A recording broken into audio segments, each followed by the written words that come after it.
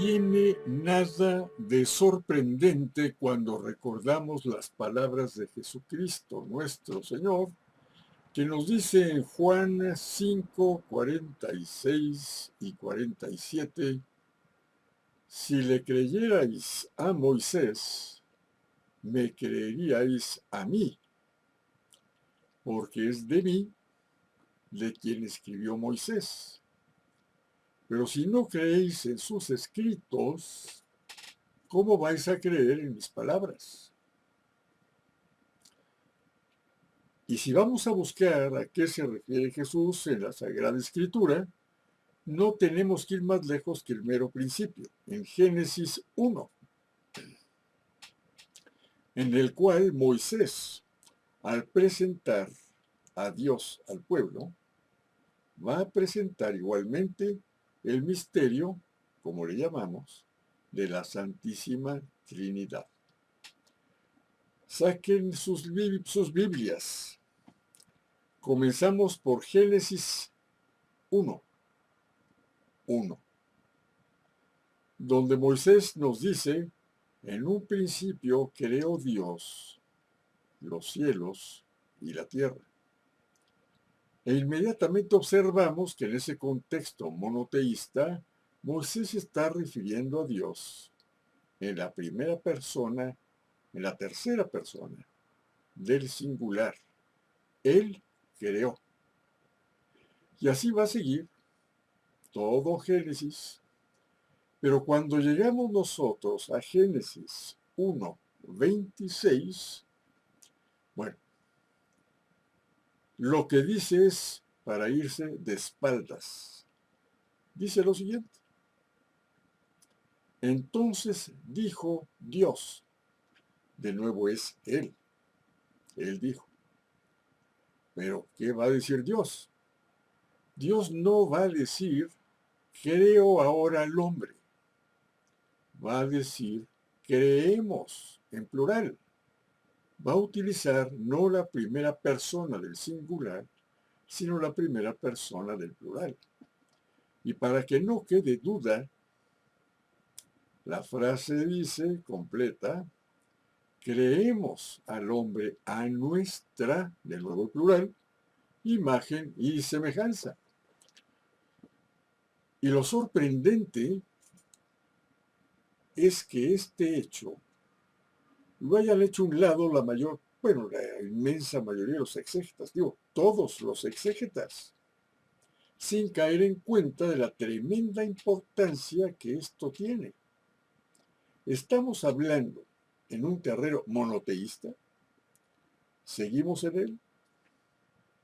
¿Está Dios contradiciendo a Moisés?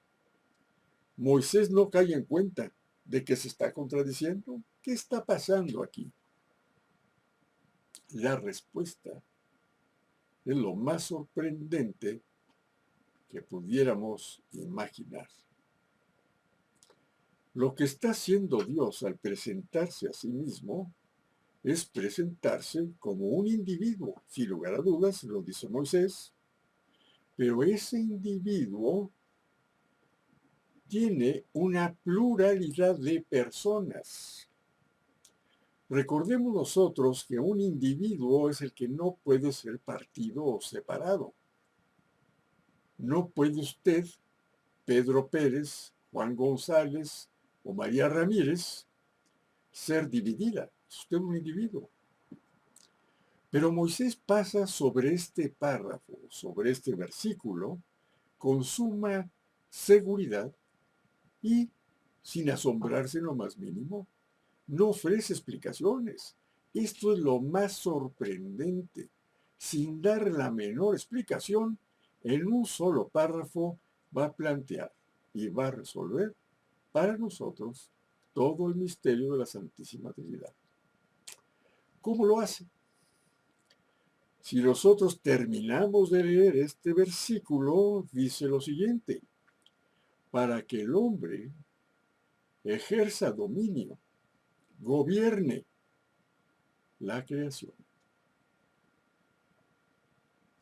Y lo único que tenemos que hacer es recordar que para gobernar se requiere un gobierno y que el gobierno tiene tres funciones.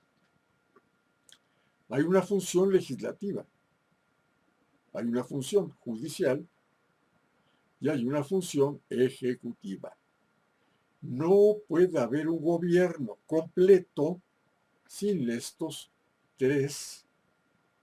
sin estas tres funciones que, como veremos, se requiere que se trate no solamente de funciones, sino de personas o grupos de personas serían en última instancia, pero personas distintas, cada una en su función. Por ejemplo, la función judicial es una función subordinada, porque el juez tiene que ser un subordinado del legislador, porque tiene que juzgar conforme a derecho. No puede juzgar de sus pistolas. Todo juez tiene que apegarse a la ley y para poder ser juez tiene que recibir la ley en ese sentido precisamente, en que la va a recibir para su perfecta aplicación. Recordemos lo que dice la Sagrada Escritura: al final de los tiempos, el Hijo entregará todo perfectamente juzgado a su Padre. Pero vamos a ver entonces, dentro de estas tres funciones, cómo es posible que Moisés haya podido percibir esto de manera tan directa e indudable como lo hizo. Al hablar de la imagen y semejanza, por razones muy obvias, se requiere que esa imagen y semejanza de Dios que pasa a los hombres se refiera a que nosotros los hombres somos creados también en ese mismo sentido, dotados de una conciencia o ley, la del legislador interior, nuestro legislador interno, o nuestra conciencia de juicio y de voluntad. En resumen de cuentas, ser imagen y semejanza de Dios en este sentido exige de nosotros estos tres personas internas que sean una réplica, en ese sentido, de un individuo tripersonal. Moisés es perfectamente consciente de que tiene una conciencia, como lo es usted. También es consciente de que tiene un juez interior y que este juez representa un problema. Veamos el caso común como puede presentarse. En un caso, como puede ser el de un borracho que, contrariamente a lo que le pide el legislador, ya no bebas más, dice, otra copa y será la última, sabiendo muy bien que eso no es cierto, va a seguir bebiendo. Se crea un conflicto entonces, porque ese juez, además de borracho, puede ser nuestro peor enemigo cuando nos conduce a tomar el volante y de lo cual matamos a alguien o nos morimos nosotros en un accidente. Pero entonces el asunto es muy serio, porque la unidad que debe haber en nosotros se rompe en un conflicto donde ese juez interior se opone a nuestra conciencia y llega al punto no solamente de choque, sino que explica cómo es posible que algunas personas se odien a sí mismas. No se están odiando a sí mismas, es una persona que se enfrenta con otra persona en una relación conflictiva y definitiva, que muchas veces conduce precisamente a accidentes mortales, al suicidio, pero esto también nos lleva a otra consideración que es muy importante. Muy bien, el juez elige contra el legislador, pero ¿cómo lleva a cabo su función? Hay una tercera persona. Esta tercera persona la descubrió y la precisó con una elocuencia plena un filósofo y matemático francés del siglo XVII llamado Blaise Pascal. Pascal hizo esta observación: el corazón tiene razones que la razón desconoce. Mientras que nuestra voluntad está esperando normalmente ser informada por el juez, puede, sin embargo, en un momento dado, puesto que recibe información también del legislador, procede de entre ambos, tomar una decisión distinta. Eso lo observamos en otro detalle muy interesante. Muchas veces nos topamos con el hecho de que fulano se enamoró de sutana. Y esta sutanita no tiene mucho atractivo, que digamos. Y muchos se quedan pasmados. ¿Qué le verá? Pues está loco por ella. Y nadie le ve nada de interesante. Todos están de acuerdo en que tiene el visito detrás de la oreja, pero nada más. Y eso no es suficiente como para enamorarse. El corazón tiene razones que la razón desconoce. Y así como se puede enamorar, puede también ir en contra del juez en un momento dado, pero también puede enojarse, obviamente, contra el mal juez. Y puede hasta contribuir en un momento dado a que esto acabe en un desastre.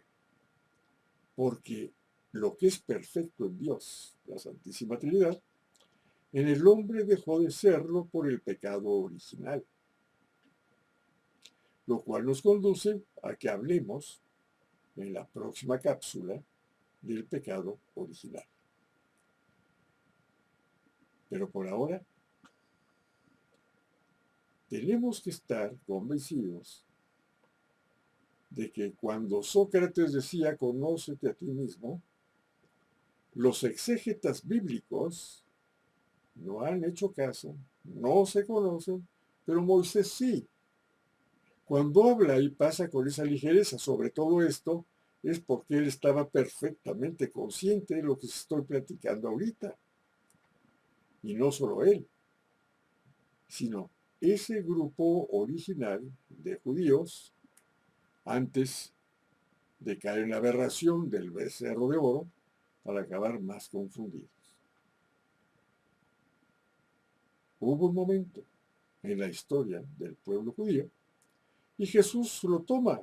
No solamente habló Moisés de Jesús en el terreno de avalar la doctrina de la Santísima Trinidad, como haría Jesús después, y de bautizar a todas las naciones en el nombre del Padre y del Hijo y del Espíritu Santo, en el nombre del legislador, del juez. Todo juicio me lo ha dado mi Padre, dice Jesús, porque el Padre no juzga a nadie, y yo os enviaré al Espíritu Santo, de parte del Padre y de parte mía, obviamente de parte de ambos, porque como hemos visto, procede, es independiente, no es el lacayo del juez, procede de entre ambos. Exactamente el misterio de la Santísima Trinidad, como lo tenemos al día de hoy. Con lo cual, podemos ya cerrar esta cápsula, pero para seguir hablando de Moisés, en el libro de Génesis, conforme a las mismas palabras de Jesús, si creyerais a Moisés, me creeríais a mí, porque es de mí de quien él escribió. Pero ¿cómo van a creer ustedes a mí si no dan crédito a sus escritos?